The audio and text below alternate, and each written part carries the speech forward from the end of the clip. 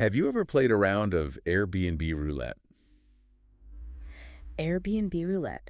I feel like I've already lost money just hearing you say that. You probably have. Yeah. It's that game every host plays. You're staring at your calendar, Yeah. sweating over the latest algorithm update, Right. praying the next booking isn't a one-night party that's going to trash your place. All while your profits just get eaten alive by turnover and cleaning fees. It's the hamster wheel. It is. It's the hamster wheel of the short-term rental market. You feel like a business owner, but really you're an app user chasing the next booking notification. It's exhausting. So exhausting. But today, we are stopping the wheel. We're looking at a completely different way to play the game, and this is based on some really sharp insights from Jorge Garcia of Roadmap Lodging. Yeah, I saw his breakdown. It's fantastic. He laid out exactly why so many hosts fail when they try to pivot to B2B business to business, and more importantly, how you can actually land those contracts. And we should be really clear about what B2B means here. We're not talking about, selling software or something. We're talking about moving away from hosting tourists who are, let's be honest, super price sensitive and high maintenance. And moving towards hosting professionals Yeah, who often just need a place to live and are way less worried about the cost. exactly. So the mission for this deep dive is to figure out how to stop chasing those random weekenders and start landing what Garcia calls the golden goose of bookings, corporate housing. But here's the catch, and this is what he nails. Most hosts fail because they try to Airbnb their way into the corporate world. Right. They treat it the same way. It's a huge mindset issue. Garcia argues most hosts are just stuck in that B2C business-to-consumer loop. They think, if I build a nice place, they will come. The field of dreams strategy. Which works. It works for vacationers browsing on a Saturday night, but for corporate clients, they don't operate like that at all. So if you treat a relocation manager like a tourist, You're going to have a very empty calendar. let's dig into that client profile then, because I think a lot of us just assume, a guest is a guest, money is money, right? But Garcia says the B2B customer is a completely different species. Who are we actually talking about? We're not talking about digital nomads looking for a vibe. Yeah. Not at all. We're talking about four main categories. You've got relocation companies. Moving employees. Right. Insurance agencies, housing families who've been displaced by a fire or a flood. Well, that's a big one. Huge. Then you have corporate teams on long-term projects, and of course, traveling nursing staff. Okay, so right away, the motivation is totally different. These aren't people traveling for fun, No, they're traveling because they have to. and that must change the economics completely. Oh, massively. Garcia points out that corporate housing, it's a $3.6 billion industry. But the stat that really, really matters The one that should make every host just sit up and listen. is the average length of stay. In the Airbnb world, you're thrilled to get a 4-day weekend. In the corporate world, the norm is 60 to 90 days. 90 days. Let's pause on that. That's 3 months of 100% occupancy. From a single check-in. Wow. Think about the operational savings there. You're not paying a cleaning crew twice a week. You're not coordinating key exchanges every 3 days. You're not answering messages about, how do I use the remote every night? Garcia mentions stays averaging around 78 to 90 nights. And the revenue for those, we're talking $5,000, $6,000, even $7,000 a month. That sounds incredible. But I have to play devil's advocate for a second. No, go for it. If the money is that good and the work is that much less, why isn't every host doing this? Why are we all still fighting over weekend tourists? Because the product you need for B2B is fundamentally different. And most hosts, frankly, refuse to adapt. They're stuck in that weekend warrior mindset. Exactly. They're selling an experience, a vibe. But a corporate client, like a relocation manager, they aren't browsing for vibes. They're looking for a solution to a problem. So they don't care about my cool, Instagrammable neon sign. They absolutely do not. In fact, it might even hurt you. They're looking for a professional partner, someone who can invoice them properly, communicate clearly. And just minimize friction. Right. They have an employee who needs a home for 3 months. If you look like a hobbyist, you just look like a risk. So it's less about charm, more about logistics and reliability. It's all about what Garcia calls the professional in transition. These guests are working. They might be super stressed because, their house just burned down. Right. They are not on vacation. Not even close. Which brings us to the actual physical setup. Yeah. And this is where I think Garcia's advice might hurt a few feelings. Mm-hmm. We spend so much time on the aesthetic, right? the boho rugs, the accent walls. And Garcia is basically saying, cut the fluff. It's harsh, but it's true. He makes this crucial point. Corporate clients do not care about your accent wall. If you have a stunning apartment, but it lacks the basics for actually living there, it fails as a B2B product. But wait, doesn't the design help you stand out? I mean, a bland beige box is surely harder to sell than a beautifully designed space, right? Not if that beautiful space isn't functional. Remember, your guest is living there for 90 days. It's not a weekend. So the accent wall loses to the desk. Every single time. Yeah. He has this non-negotiable checklist, and it is all about utility. Okay, let's run through that list because I want to get the why behind each item. First up, strong Wi-Fi. And not just, it connects. Right. It has to be bulletproof. If you're hosting an engineer or a consultant, spotty internet is a work stoppage. It's not just an annoyance. It's a financial liability for their company. Exactly. He even suggests proving it. Don't just say fast Wi-Fi. Show a speed test screenshot right in your listing. Oh, that's smart. Okay, next on the list, blackout curtains. This one feels really specific. It's critical, especially for the medical sector. Traveling nurses are a huge part of this market, and they often work night shifts. So they need to sleep during the day. They need to sleep at 2 in the afternoon. If your room is filled with beautiful natural light and you've got flimsy, sheer curtains, that nurse literally cannot sleep. You've made the place uninhabitable for them. I never would have thought of that. It's a total perspective shift. Okay, next up.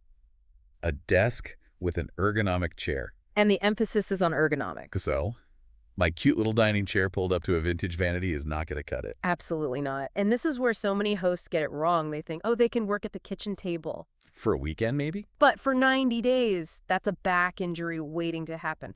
And corporate HR managers know this. They do not want their employee complaining about back pain from their temporary housing. It's the difference between getting by and actually living. Which brings us to the kitchen. He insists on full kitchen setups. Again, living, not visiting. A tourist might eat out every meal. A corporate tenant cooks. So they need pots, pans, a colander, Tupperware. All of it. They need to live a normal life. If you skimp on the kitchenware because most guests just use the microwave, you're signaling you don't get the B2B customer at all. And he mentions a washer and dryer and at least 2 full sets of linens. That's about autonomy. If a guest spills coffee on their sheets at 10 p.m., they need to be able to change them immediately. They don't want to have to call you and wait for a turnover crew. No, they want to handle it themselves, throw the dirty ones in the wash, and get back to work. It's about empowerment. It really sounds like you're setting up a turnkey apartment, not just a hotel room. That's the perfect way to put it. It's a home replacement. And Garcia's point is that these are not upgrades. In the B2B world, this is the baseline. If you don't have them, you aren't even in the game. Not even at the table. Okay, so let's say we've done it. We've gutted the vibes. We bought the ugly but comfortable office chair, installed the blackout curtains. We're ready for the corporate money, right? Not even close. Because now you have to look the part. You might have the product, but you still look like a gig economy hustler. This is the branding part of his advice. And honestly, this is where I think the gap between amateur and pro just becomes a canyon. It's the credibility gap. Most hosts present themselves as, well, people. Hey, I'm Dave. I love hiking. Which is great for Airbnb. Great for Airbnb. But an insurance adjuster with a $20,000 housing budget, they want to deal with a business, an entity. So Superhost Dave is actually a liability here. In a way, yeah. You need what Garcia calls digital curb appeal. You need assets that just scream professional vendor. Okay, let's break those down. First, he says a clear one-pager. This is so simple, but almost nobody does it. A professional PDF. A summary of the property, specs, location, amenities, some great photos. Well, a PDF. Because an HR manager needs to be able to print it out or email it to their boss for approval. They can't just forward an Airbnb link. Right, those get blocked by corporate firewalls half the time. Or it just looks unprofessional. You need a document that lives outside the app. That makes perfect sense. It's about fitting into their workflow. Next up, a simple website. Doesn't have to be a masterpiece, but it needs to exist outside of the OTAs, Airbnb or VRBO. It's just for validation. When they search for you, they need to see a direct presence. And here's the one that made me laugh because I'm definitely guilty of this. Ditch the Gmail account. It's funny, but it's such a deal breaker. DaveHost123@gmail.com is just not going to land a contract with a Fortune 500 company. It screams fly-by-night operation. Totally. You need a domain-specific email, dave@citysuites.com. It's like $6 a month, but it signals that you're a legitimate company that's going to be here in 90 days. And finally, a Google business profile. This is the sleeper hit of the whole strategy. You need a verified presence on Google Maps. Why does a single property need a Google Maps pin? Verification and reputation. Think about it. A relocation agent in Chicago is sending a client to your place in Austin. They've never seen it. If they can Google the address and see a verified business with reviews, photos, a phone number, Their anxiety level just drops. completely. But here's the real kicker. That profile lets you collect reviews outside of Airbnb. Oh, that's huge. So if Airbnb delists you tomorrow, You don't lose your reputation. You own those reviews. You own that asset. That is massive for the longevity of your business. the takeaway's simple. If you look like a company, you get treated and paid like one. That's it in a nutshell. So we have the product, the chair, the Wi-Fi. We have the brand, the domain email, the PDF. Now comes the part that I think scares the absolute life out of most hosts. The hustle, the sales. Yeah. Garcia says the biggest mistake is just waiting. He says, the operators who win are out there every week. But let's be real. Most of us got into this to be passive. We want the algorithm to do the heavy lifting. That's the trap. So in the B2C world, the platform is your sales team. But in the B2B world, you are the sales team. You cannot post and pray. Okay, so what does that actually look like on a Tuesday morning? Who am I calling? Am I just cold calling random office buildings? No, that would be a total waste of time. He recommends a very targeted hit list of decision makers. Okay. First, HR managers at local companies. Second, insurance adjusters. They're the ones handling claims for families who need temporary housing. Right. Third, recruiters on LinkedIn. They're always bringing people into town for contract work. And the fourth one surprised me. Local realtors. Why realtors? Aren't they trying to sell houses? Think about the gap. A realtor sells a house, but the family's new house isn't ready for 2 months. Or a family sells their home, and now they need a place to stay while they shop for a new one. So that realtor has a problem.